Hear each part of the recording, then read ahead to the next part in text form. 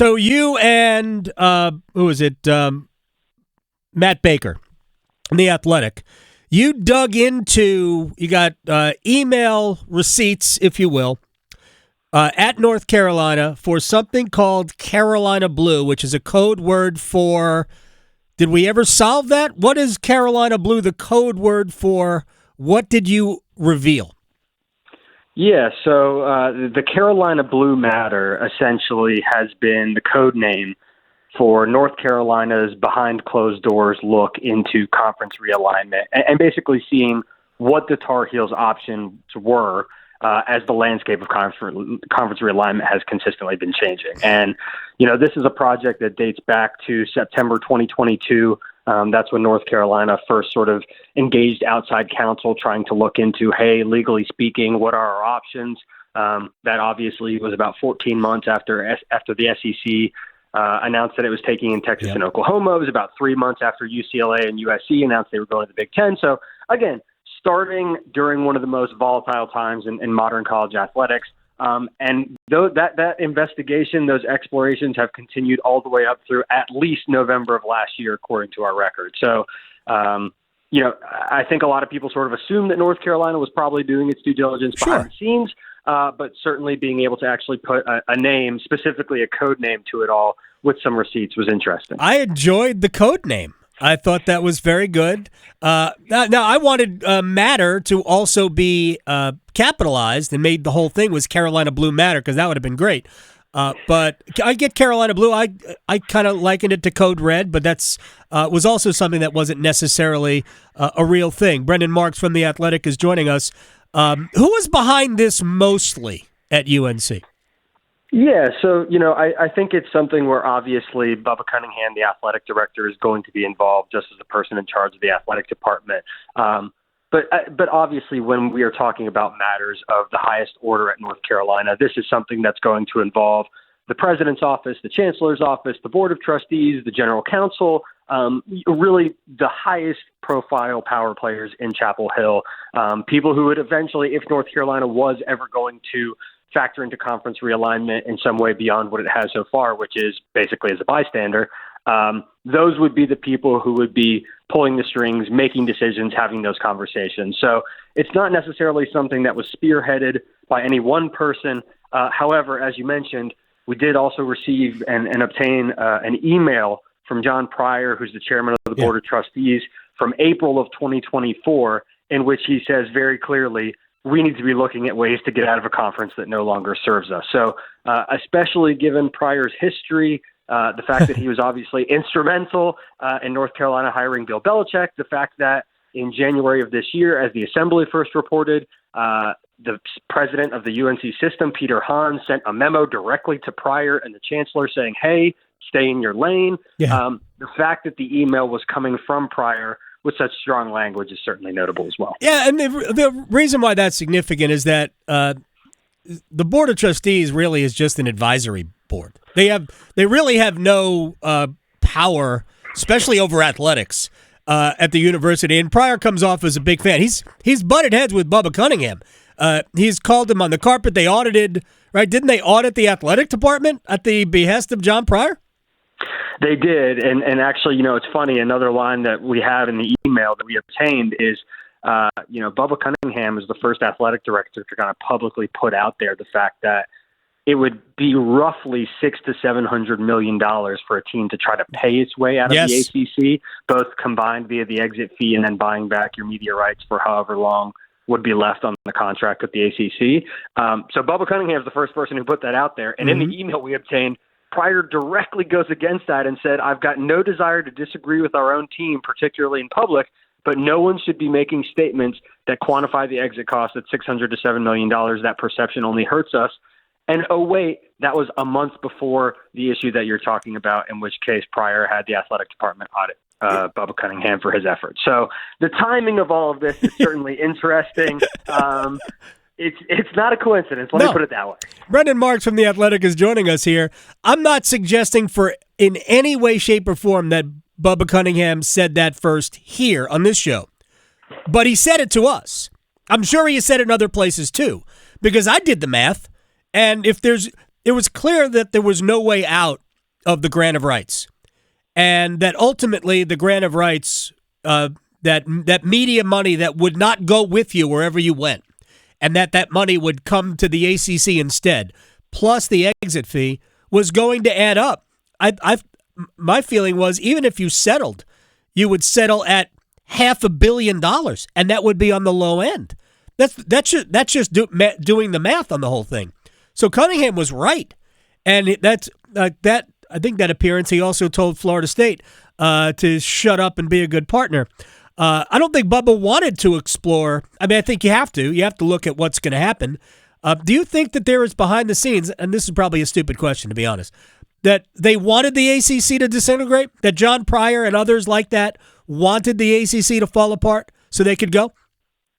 I don't know that I would say that, but certainly I think you can tell from the nature of the email that Pryor was frustrated with basically where the ACC was and the position more so that it has put North Carolina in. Right. But, I think Bubba Cunningham has made some really good points publicly, both in the last year and really sort of throughout this entire recent wave of realignment that, hey, look, just because you have the most money doesn't directly correlate to winning. And, people seem to forget that simple fact. I mean, and North Carolina especially, maybe more than any other high major athletic department in the country, has traditionally and historically done more with less. North Carolina, especially before hiring Bill Belichick, never invested the most. Even when we're talking about spending in men's basketball, which is the flagship program at the university, they're not in the top five. They are not dominating in terms of expenditures for men's basketball. The Smith Center still needs to be renovated. Yeah. And yet North Carolina has 6 national championships and has been one of the most successful programs in the entire sport. So, again, money does not directly correlate to success.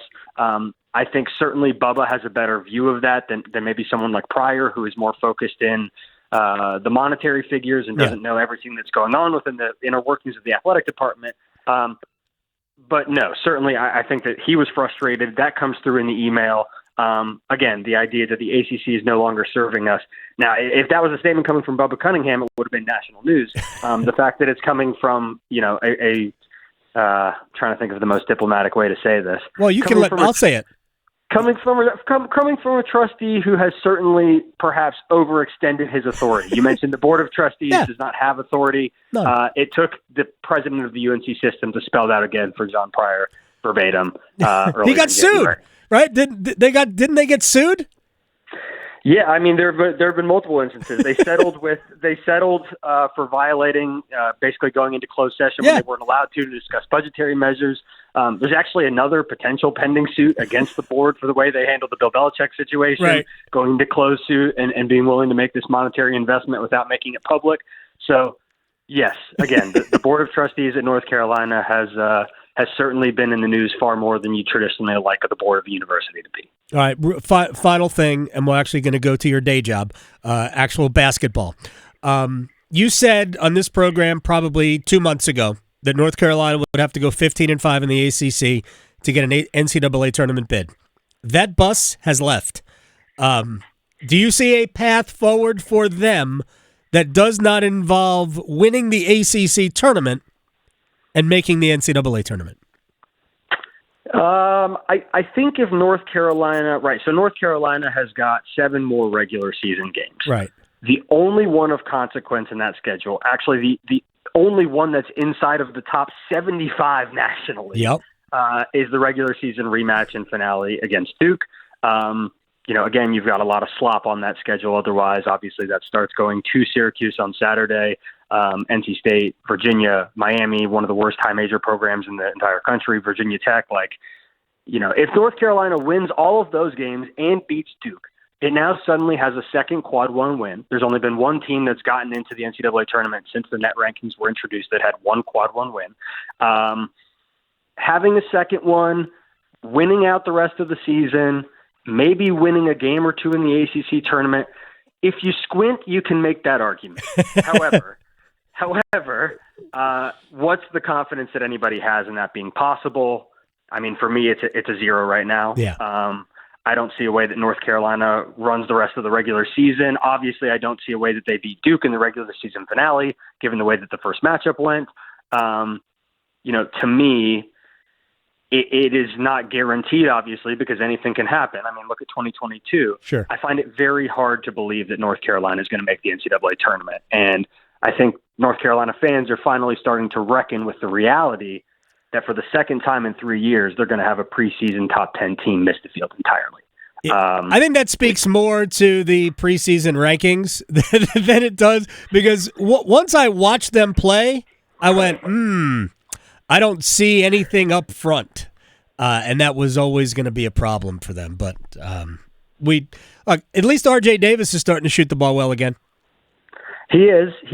But, I mean, I don't know, and this is me editorializing here a little bit. When you watch North Carolina the last week, the Duke game, the Pittsburgh loss, the Clemson loss especially, it looks like a team whose spirit has been broken. Yep. And, I don't say that like gleefully in any way, but I think the fact that you've had so many almost comebacks that have fallen short, you've had so many one-possession games where against good teams where things haven't gone your way. I mean, think about all the winnable games North Carolina had in the non-conference that would have completely changed what its resume looks like and its potential to get in the tournament. I mean, you complete that comeback against Kansas in the second game of the season, we're talking about a whole different picture right now. They had the lead. You hang on against Michigan State in overtime in Maui. Again, same thing. You beat Florida and Charlotte. They're leading in the final 4 minutes of that game. Yep. All of those are those missed opportunities, and recently it has turned from almost comebacks to letting some of those close ones get away, and now we have finally reached, what looks like it's close to the bottom out of the whole process, which is just getting blown out. And, the spirit of these guys, it looks like the weight of all of those losses has finally caught up to them. And, that Clemson game was a hard watch. I mean, that was not a team that looked like it enjoyed playing with each other. No. It was not a team that looked like it enjoyed playing at all. Ian Jackson has obviously regressed majorly. He was a 20-point constant. Now he's, barely getting in the game. There's a lot of things that have gone wrong for this team, and it feels like, at least watching them, some of those things have finally caught up. Brendan Marks at Brendan R. Marks. No, yeah, Brendan R. Marks on Twitter. We missed the N, by the way, Victoria, on the Twitter thing there. I was like, wait a second. Brendan R. Marks on Twitter. Thank you very much, sir. We didn't even talk about the Cooper Flagg piece because there's too much stuff going on. I haven't gotten to it yet. But we will talk about Cooper Flagg down the road. I appreciate your time always. I've heard of that guy once or twice before. I'm sure we'll be talking about him the next month of the season. You got it. Take care, man. Thanks.